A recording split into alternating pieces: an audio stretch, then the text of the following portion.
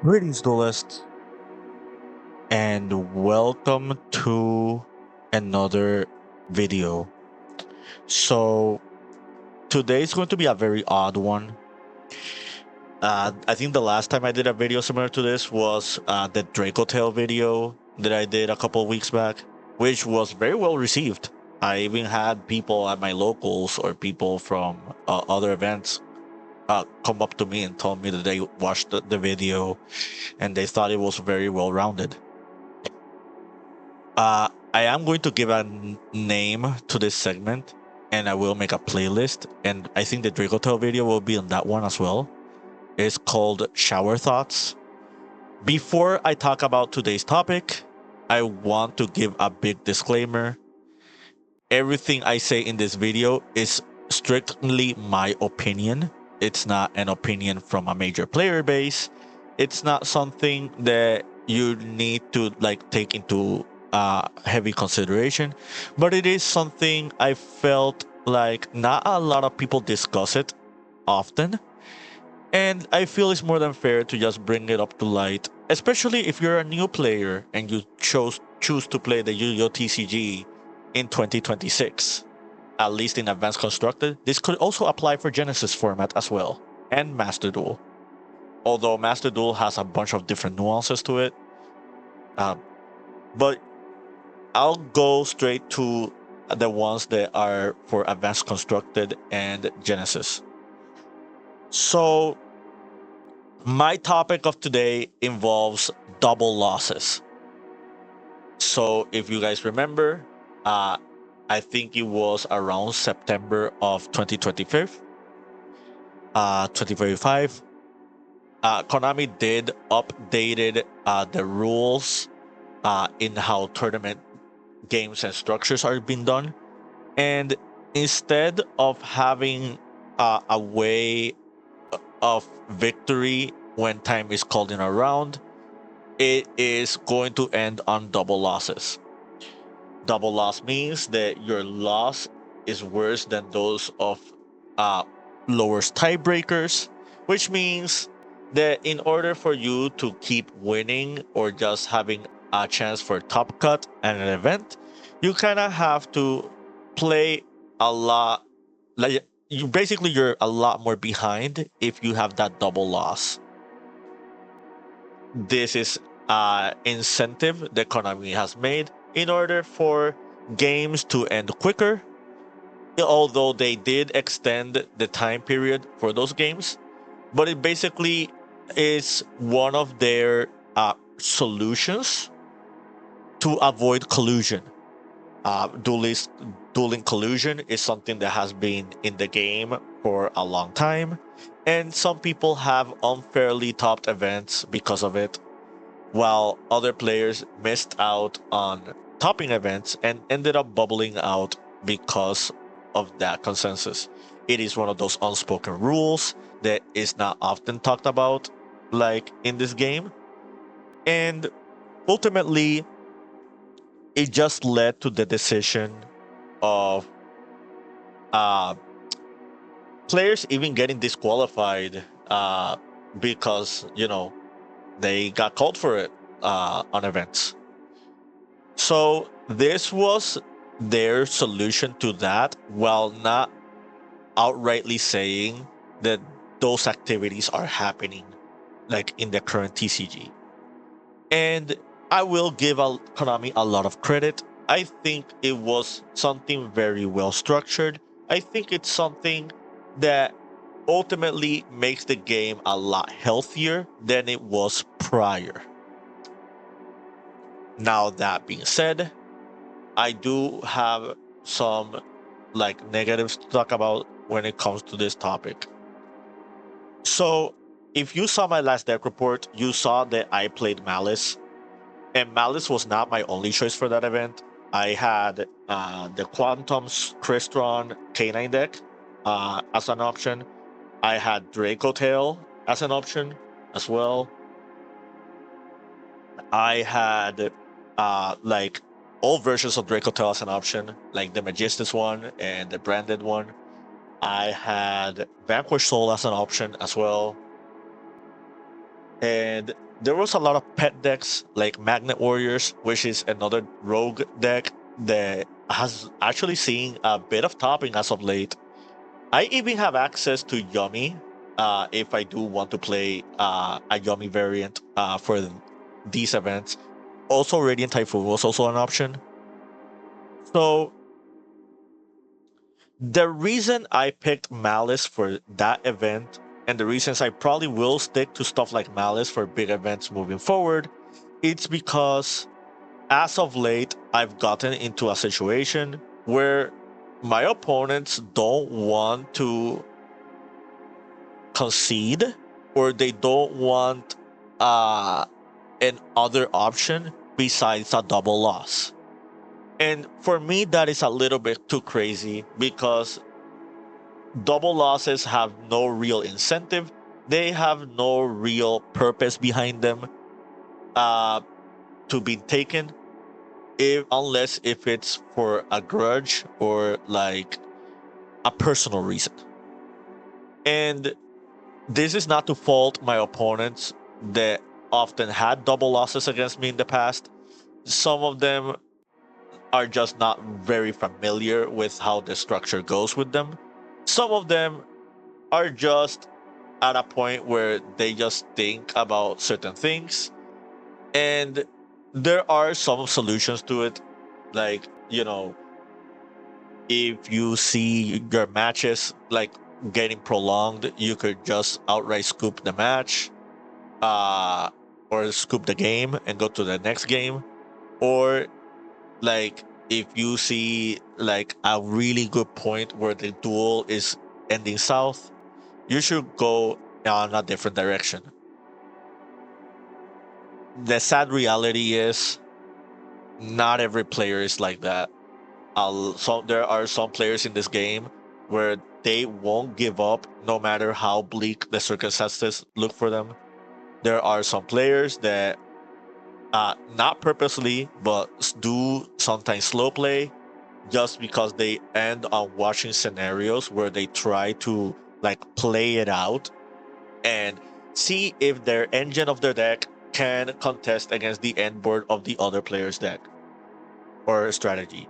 There's also strategies that have prolonged combos and like end on outrageous boards, but they take a little bit of a time for them. Malice is no exception to the rule, but I will talk about the nuances behind Malice and my playstyle with it.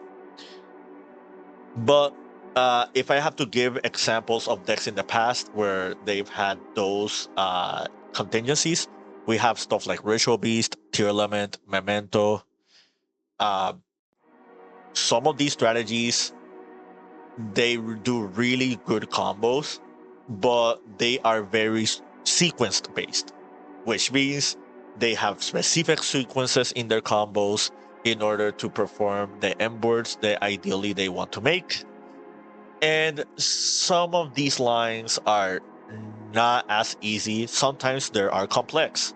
I'll take Super Quantums as another example. This is a deck that is not really that easy to master.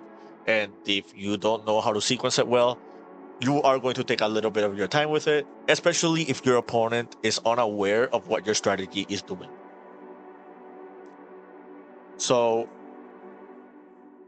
when those games are ruled out or they are prolonged, sometimes the opponent don't want to like scoop up their cards and go to the next game. Sometimes they just want to see what happens in the game and they play it out.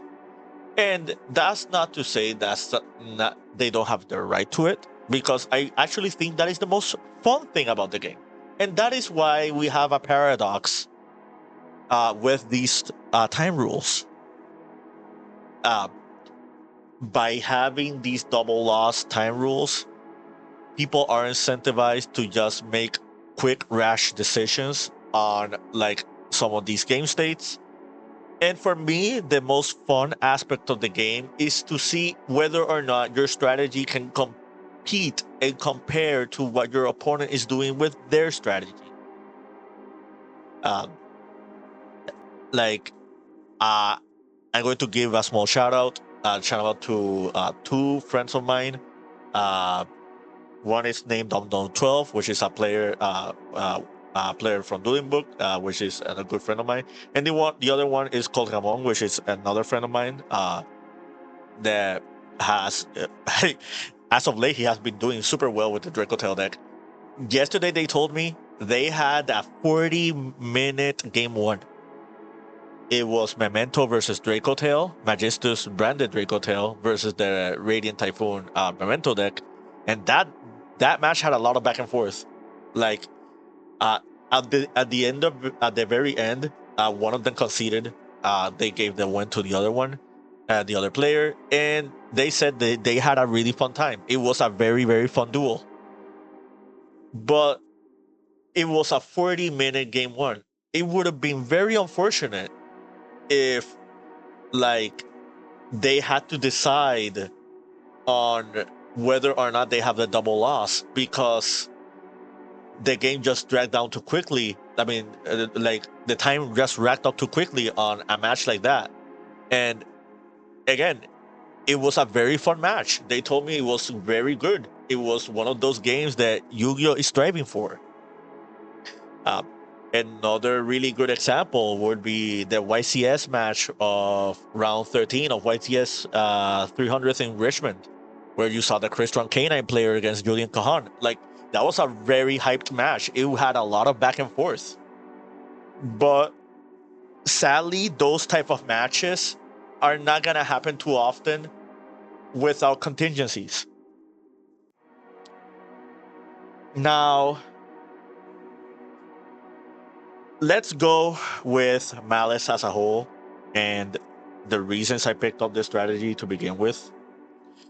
Malice is technically a rogue deck right now, but if you saw from the YCS tops, like it had a lot of tops for a reason. And one of the most important reasons this deck had a really good success rate, like this past week, these past few weeks, is because the deck can play these cards. There are a few other more in this category, but like these are like the most important ones. And this is a new problem that we have. I am now relying on floodgates in order to close out games quicker against my opponents instead of outright just playing a match how it should be. And yes, I am winning games because of it, but at the same time, like matches are going to be less fun for the opposing player because of it. I had a match this past weekend as well. Shout outs to Misael from Got Milk Gaming. Um, we had a really good first game, him playing Mitsurugi and me playing Malice. And that match ended with me opening Mistaken Arrest and Call by the Grave. And I had to end the game that way. And I pretty much told them at the end, I told them that I really don't want to win games this way, but I've had a lot of double losses before because my opponents just didn't want to scoop or just wanted to have the double loss. And I didn't want double losses anymore. I always try to aim for like the most fun interactive gameplay with my opponents. But that double loss thing has happened a little bit too often, a little bit too more to my liking. And it's not super easy as to say just scoop it up next game and whatever happens happens, or just like pull the plug when you know the match is going south for you. Sometimes there's games where you don't know the outcome, and who knows. But yeah, I think that's all I want to bring up for today. There are numerous problems in the Yu-Gi-Oh TCG. Uh, for the most part, the game is in a state where I am happy with.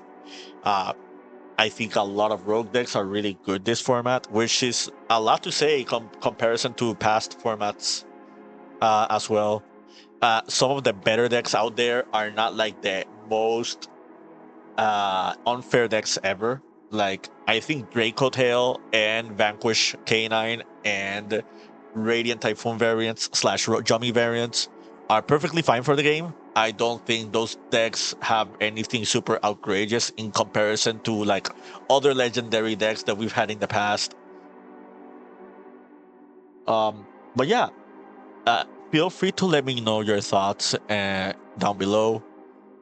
Please be as civil and as like, you know, as polite as you can be with the responses. At the day, at the ultimate time of the day, this is TCG. It's meant to have fun, and I'm just sharing thoughts for awareness with you guys because I feel like these topics are not talked about often enough. I don't know if it's because of fear or because of backlash or because of controversy. Ultimately, I wanted to give my shower thoughts, and I strive for everybody else to do well with their metagame, at least with the level of awareness that should be addressed. Until next time, keep practicing and keep dueling.